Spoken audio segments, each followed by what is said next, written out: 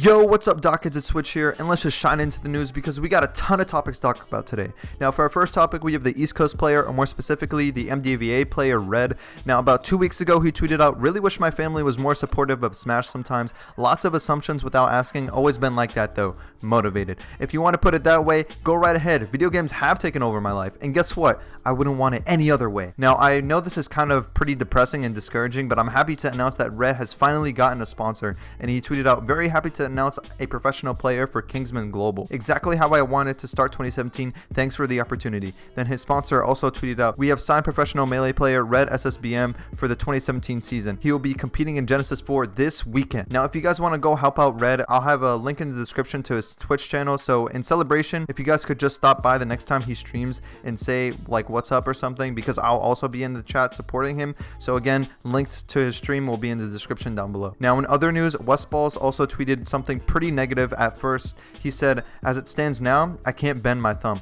Pretty sure there's a piece of broken glass still stuck in my finger. What do I do? It's not bad enough for the doctor, I'm pretty sure." Then Westballz also showed a picture of his thumb saying, "Broken finger money match at Genesis at HBox. You won't." So after some time has passed, he tweeted out some updates saying, "Update, pulled the broken glass out of my finger. I can bend it now.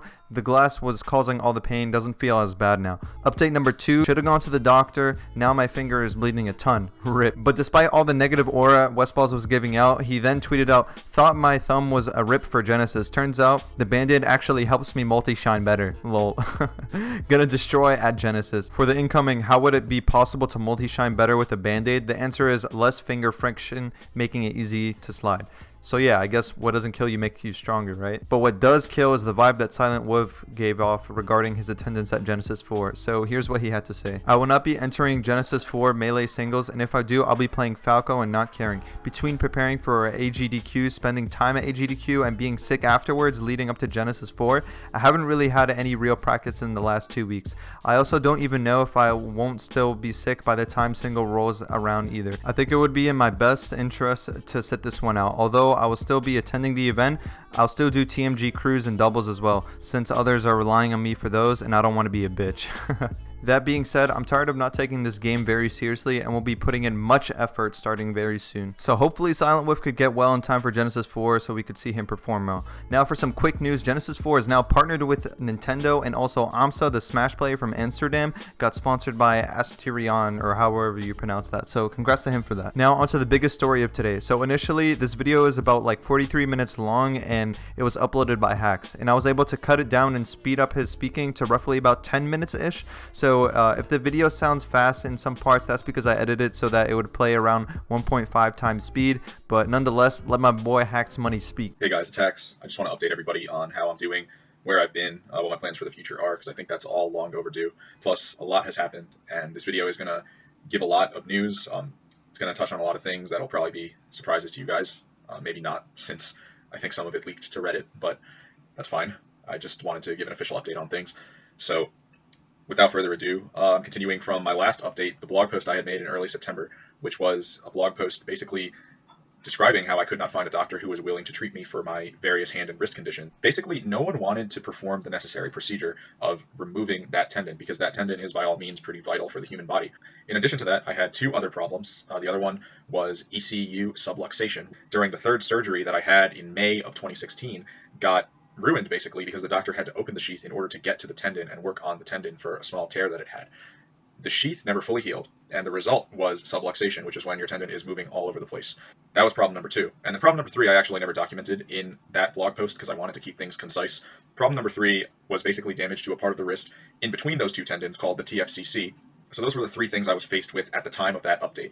And then coincidentally, 1 week following that update, my life got a whole lot worse because a 4th problem actually arose. And that 4th problem, I noticed it when I was just rotating my thumb a couple of times. And after like 5 rotations or so, I realized that my thumb hurt like hell. And I rushed to the surgeon who had done the 3rd surgery on me. And I asked him, like I told him right away, "Don't worry, I'm not here to ask you about removing my FCU. Like I know you won't do that, but I have a new pain." And it ended up being something rather common amongst like athletes, especially like skiers. So at this point, the amount of everyday pain I was in was insane. I had 4 things going on, and I couldn't find a surgeon who would operate and perform that first thing I needed done, which is to have my FCU removed. I needed all the things removed so that I could return to Melee. So right around, the time of that update, A week later, the fourth problem arose, but the situation was the same. I needed to find a doctor, and so the search continued. So the search went on, and I actually contacted like over 150 doctors by phone. And what I learned is that like all of these doctors think the same. They're almost all like clones of each other, to be honest with you. Like if one guy tells you one thing, there's almost no use in seeking a second opinion. You'd have to get really lucky to even be told something else from the experience that I had. And only one person even got back to me. And his name was Dr. Ratliff, and Dr. Ratliff called me actually, which is like really nice of him. Most doctors who you haven't gone in to see, they won't call you. But he called me himself, and we talked about it, and he said, no, like it sounds like you need this done to get back to your career. So I met up with him, and the rest is history.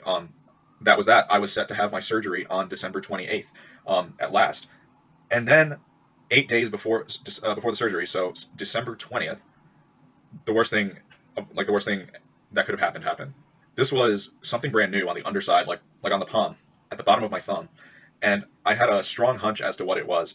So basically, ever since I had gotten, this injury happened to me 3 years ago, and I've been having MRIs for it. Every single one of the 4 MRIs that I've had at this point showed mild basal thumb joint arthritis ever since the age of 19 when I had the first MRI done. My doctor, Dr. Ratliff, when I went in and explained the pain to him, he said, that is indeed basal thumb joint arthritis. He actually didn't outright say that, but it was very like implied. The point is like that's what it is. It's the basal thumb joint arthritis, and it had progressed because I had continued to play Melee. And so I asked him what that meant for me, and he didn't put it, in words, but it was implied that that was the end of my gaming career. He told me there's really like nothing we can do about this for you. He said like you have to stop using that controller that you play on. I showed him the motions, and he explained why ergonomically that was like the worst thing for the basal thumb joint he had ever seen. And by the way, the basal thumb joint is already like the most vulnerable part of the hand to arthritis. Like it's the part of the hand that most people get arthritis in when they're like 50 or 60. To anyone who's thinking like that Fox did this to me, the first MRI was taken in May of 2014. When I was only like a couple of months into playing Fox. I was still largely playing Falcon at the time. So it actually goes to show that just like SSBM period, not even necessarily like Fox or Falco, is actually ergonomically really, really terrible. And it really worried me that that could be something that it's going to be an issue in the industry going forward potentially, because I'm not the only one who's like abusing my thumb as hard as I did when I was just playing Falcon. Like more people could have this and they might be unaware of it. But nonetheless, he told me he couldn't do anything about this and that I needed to find a different career. My heart just sunk. It dropped because I've spent the past 2 years trying to get this whole hand problem resolved, like tirelessly. All my eggs are in the Melee basket. I don't know if people realize that, but my number one goal like in life is to return to Melee and be the best. Like that's just all I want to do. I think about it every single day. And so for him to tell me that your career's over, I felt empty completely. We still agreed to the surgery in 8 days from then because I needed that done. I needed these other 4 problems fixed. But it's hard to put into words how much weight that placed on me, knowing that I have a surgery coming up. I've got like a several month recovery time, and then all it's going to do is get me back to like it's not going to get me back to Melee, and I can never play Melee again. So I can't even tell you like how empty I felt that day. And I got home that night and just thought about other career paths, and I was just going through them, thinking to myself like, no, you would never be satisfied with yourself. You would never be satisfied with yourself if you had to like go back to school or compete in another game. Nothing means as much to you as Melee does, and probably nothing ever will. Like I didn't care. Like I was going to find a way somehow. And it hit me that half a year back, I had seen the Smashbox in person at EVO 2016, which I went to for just the fun of it. Dustin, the guy who makes the Smashboxes, he was displaying it for people to test out, and I got to use it for just like 30 seconds, not even playing an actual game with it, but just like feeling it. But I went out on a limb and I contacted Dustin because I was grasping at straws. I was gonna take any chance that I could, and he was nice enough to ship me one rather quickly. And right away I just started going to work on it. But also right away I realized that the design wasn't very good. At first I doubted the idea and the design, but as like on the first day I thought to myself, this thing's a piece of shit. There's no way I could ever play Melee on this. Like my career really is done. But of course I kept going. I kept grinding like 12 hours a day on the box. And at the time I still had 2 hands to use the box with because I had yet to have the surgery. The surgery was coming up on the 28th. I had the box for about 4 days prior to that to use with both hands. And one thing I can tell you is that despite all these hand problems that I had on my left hand, I was able to use this thing painlessly, like completely. But as the days went on, I realized that this thing wasn't a joke either. Like I started becoming fluent at various techniques, and I started realizing that if this were executed properly, I would actually be able to return to Melee on this after like gaining fluency over the course of several months. But that's the key. is executing it perfectly. And that's where a bunch of problems arose.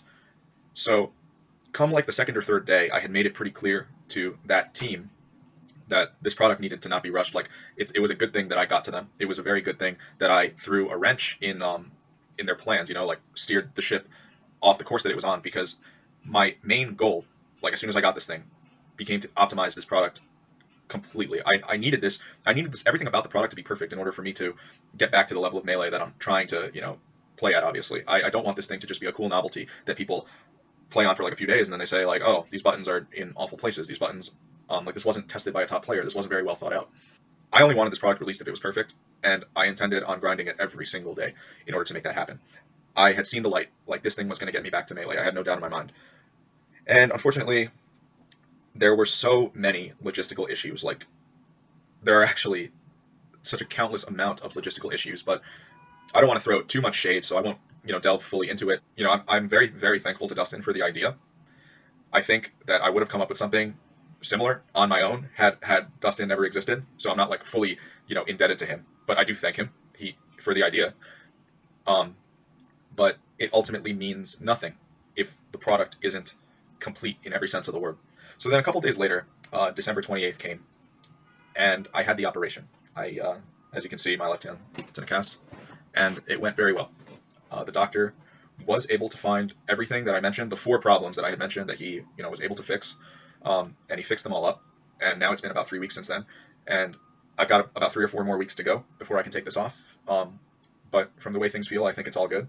And about a week ago, I was able to take this cast off for a while at his office, and I tested like the flexion, that we were that everyone was like concerned about. All the doctors, like they wouldn't operate on me because of that flexion issue, and it's just fine. Like it's completely fine for the things that I need to do, which is really why I appreciate Dr. Ratliff for trusting in me and like allowing the patient to sort of make a decision for himself rather than follow some sort of universal set of guidelines that like I told you, the rest of the doctors, they all think the same. So I appreciate him for not following that universal set of guidelines that like all the doctors I met with, they all followed. They just wouldn't take my case.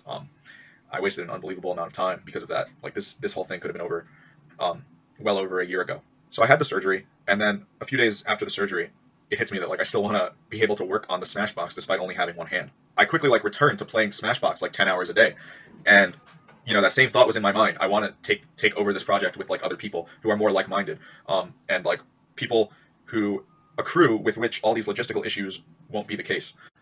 And I was able to find just the crew I was looking for. We had a Discord, and right away they were ecstatic about it. And the main reason for that is they shared all the sentiments that I had about the Smashbox. They had, like as it turned out, they had created the OG Smashbox models. They had made like some for themselves and tested it, and they felt that it was a 10 out of 10 idea, just as I said, with poor execution. And they felt that there was no reason to sell the product unless it was perfected, which is exactly what I was coming to them for. So right off the bat, we became a team. Like I knew I was in good hands. Now, just 2 days ago, I picked up the second prototype from Arham's house, which is a major leap forward, both in terms of design and just the professionalism of the model of the product itself. And I want to show that to you guys. This is what I've been playing on for the past 2 days. This is our current model, which, as you can see, we've made plenty of improvements to the Smashbox's original layout. But we've also there are also some LED lights the color of Fox's Shine in the back, which are very cool. So that's what I've been working on these days, guys, and I'm really excited for it. And of course, the legality of the controller is a whole other issue, which has been hotly debated. And that's a video for another day. I will make that video since I think it's going to be demanded of me. Overall, I consider it a more difficult controller, but I consider it a controller that is well worth the switch if you're able to master it for its ergonomic benefits. Currently, the Melee community, something that people haven't really realized about Melee is that all the people who are using Melee as a means to make a living are living very precarious careers. Like, what I'm getting at is that their careers could vanish at any moment, kind of like mine did. Thank you for watching, guys. I hope this gets you excited, not just about me coming back to Smash, but also about this product. Our plan thus far is to start a Kickstarter pretty soon, probably next week. You will, if you invest in us, if you purchase one of these now, it will be for a cheaper price than the final price of the controller, which, by the way, will be very reasonable. I think everyone will be happy with the price point that we choose. So all in all, thanks for watching. I hope it gets you excited for me coming back, but also the controller. So thank you guys, and I'll see you all soon. So that's pretty much going to be it for today's video, guys. I know it was a long one, but it was well worth it, hopefully. Also, please follow my boy Red on Twitch so that you can get a notification when he goes live. Also, don't forget to leave a like and subscribe for more Melee news. It's been your boy Switch, and I'm signing out. Peace.